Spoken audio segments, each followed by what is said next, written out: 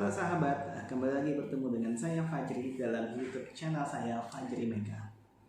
Pada kesempatan kali ini kita akan membahas mengenai SNI ISO 37001 2016 mengenai sistem manajemen anti penyuapan. Seperti apa sih yang dimaksud dengan ISO tersebut? Apa yang dimaksud dengan suap? Dan kenapa hal ini penting untuk diimplementasikan di perusahaan? Kita coba lihat jawabannya ya. Kalau kita melihat dari 7 jenis korupsi yang ada di dalam Undang-Undang Tindak Pidana Korupsi, ya, kita melihat bahwa penyuapan itu adalah merupakan kasus yang terbesar. Jadi nomor 1 adalah kasus penyuapan. Sementara jenis-jenis tindak pidana korupsi lainnya adalah penyalahgunaan kekuasaan, penggelapan dalam jabatan, pemerasan, perbuatan curang, benturan kepentingan, dan juga gratifikasi. Kita melihat pemetaan area rawan korupsi yang ada di korporasi, ada beberapa aspek gitu ya, dan kita melihat bahwa terkait proses pengadaan barang dan jasa, kemudian juga terkait sales, marketing, itu juga termasuk area-area di mana high risk, di mana tingkat praktek korupsinya dianggap cukup tinggi. Nah, ini mesti diwaspadai ya. Kalau kita berbicara mengenai suap, ya, kita lihat suap itu adalah menawarkan, kemudian menjanjikan, memberikan, menerima, meminta keuntungan, ya, yang tidak semestinya. Jadi yang tidak semestinya terkait dengan keuangan maupun non keuangan yang diberikan secara langsung maupun tidak langsung, di mana itu melanggar peraturan dan perundang-undangan. Yang dimaksudkan adalah sebagai bujukan atau hadiah untuk orang yang bertindak atau menahan tindakan yang terkait dengan kinerja dan tugas dari orang tersebut. Kita lihat kenapa sih terjadi penyuapan? Ya, biasanya orang akan berargumen pengen cepat, pengen dapat project gitu ya. Adanya janji-janji untuk mempermudah izin, ya, mempercepat proses dan lain sebagainya. Sehingga pada akhirnya kasus-kasus penyuapan itu menjadi subur di Indonesia. Ini yang perlu menjadi perhatian bagi kita semua. Nah, kita berbicara mengenai SNI ISO 37001 2016, itu adalah merupakan SNI ISO yang tujuannya adalah membantu organisasi untuk mengendalikan praktek penyuapan. Jadi mengendalikan praktek penyuapan dengan penyediaan atau menyediakan sejumlah langkah penting terkait dengan kebijakan anti penyuapan, pembinaan, dan pelatihan anggota organisasi. Jadi akan dikendalikan nih, ya, akan coba dibuat kebijakan, training, awareness untuk mengendalikan potensi penyuapan yang terjadi. Lantas, apa manfaat dari SNI ISO 37001 2016 tersebut? Manfaatnya yang pertama adalah dia akan membantu organisasi dalam menerapkan sistem manajemen anti suap. Yang kedua, memberikan jaminan kepada stakeholders bahwa organisasi telah melakukan berbagai upaya untuk mengontrol praktek suap, di mana upaya-upaya ini sudah diakui secara internasional. Tentu karena standarnya adalah standar ISO secara internasional. Dan yang ketiga, ini juga menjadi salah satu poin penting.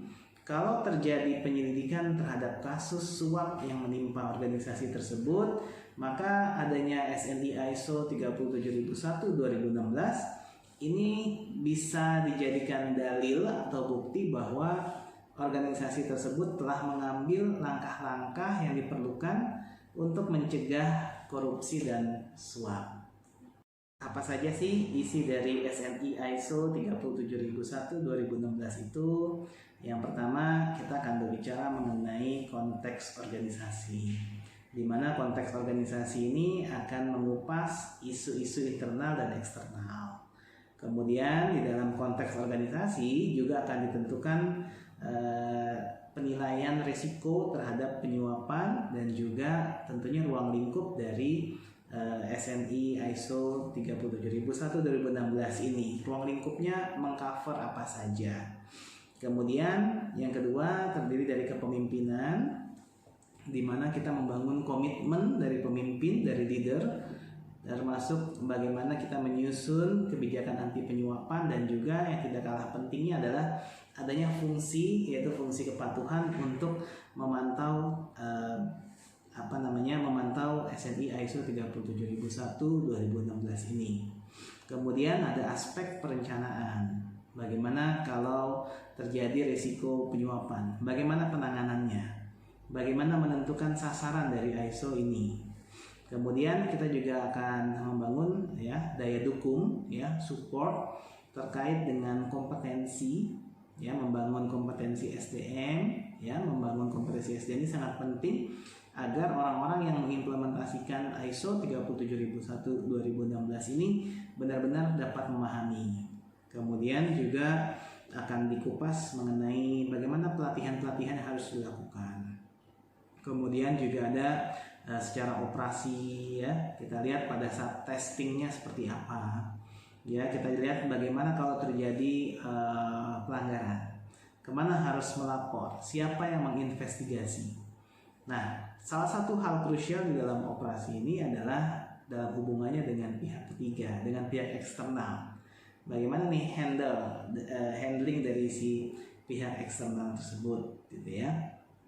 Kemudian ada evaluasi, kita mengukur, kita memantau, terkait dengan apakah sudah efektif atau tidak, atau jangan-jangan SNI ISO 37001 ini hanya menjadi penggugur kewajiban semata. Ini dievaluasi lagi.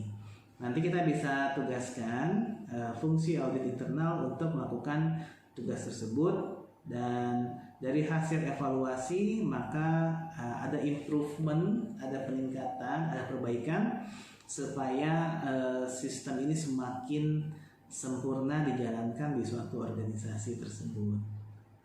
Lantas siapa saja yang bisa menggunakan SNI ISO 37001-2016 ini?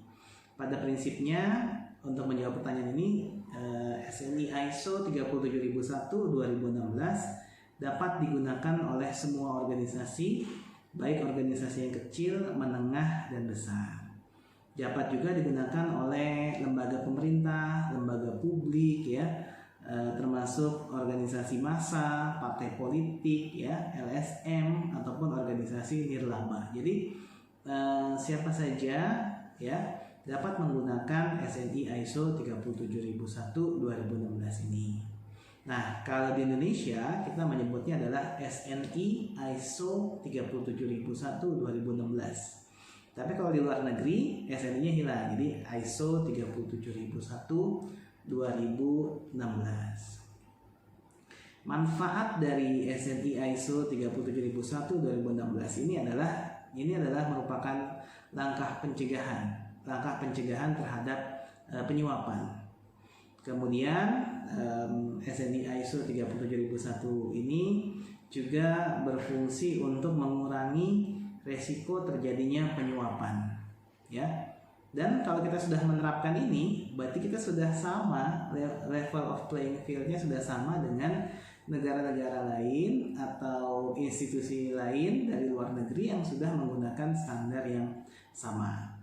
Kemudian dalam kaitannya dengan investigasi, ini akan membantu juga kalau suatu saat korporasi atau organisasi kita dalam proses penyelidikan terkait dengan tindak pidana penyuapan, Nah, tapi dengan SNI ISO 37001-2016 ini, dia memang khusus lingkupnya hanya untuk suap saja. Dia tidak mengcover yang tadi yang saya bilang 7 jenis tindak pidana korupsi yang saya sebutkan di awal, tapi memang limitatif untuk tindak pidana terkait dengan penyuapan, Oke, kemudian kita lihat sertifikasinya, tentunya akan mendapatkan sertifikasi.